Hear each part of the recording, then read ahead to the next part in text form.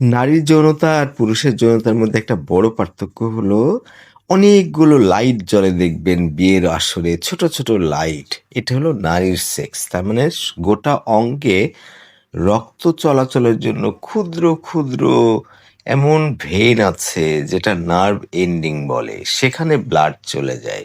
তার মানে গোটা শরীরে অল্প-স্বল্প করে আদর করতে, করতে যতগুলো লাইট আছে সবগুলোকে জ্বালিয়ে দিতে হবে লম্বা সময় ধরে। তখন সে নারী পুলকিত হবে তত মাত্রায়।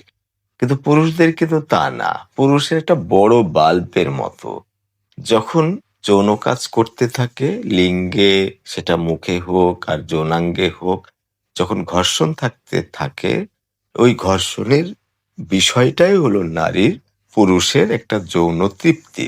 তারপরে যখন সেটা বের হয়ে যায় তার মানে অর্গাজম হয়, বের হয়ে যায় গাঢ় লিকুইড, তখন সেটা অর্গাজম হয় এবং পুরুষের লিঙ্গ সাধারণত নেতিয়ে পড়ে। তখন আর যৌন কার্য করতে পারে না বা করতে চায় না।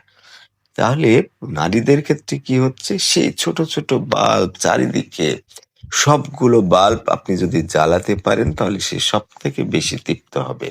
কিন্তু দেখা গেল ওই নারীর ৫০০ টা বাল্ব আছে। আপনি হয়তো ৫০ টা জ্বালালেন, ২০০ টা জ্বালালেন বা ১০ টা জ্বালালেন। তাহলে একটা নির্দিষ্ট মাত্রা আছে যে ৫০০ টা বাল্বের মতো অন্তত ১০০ টা বাল্বের জ্বালাতে হবে। তাহলেও মোটামুটি অর্গাজমটা হবে। তার মানে মিনিমাম।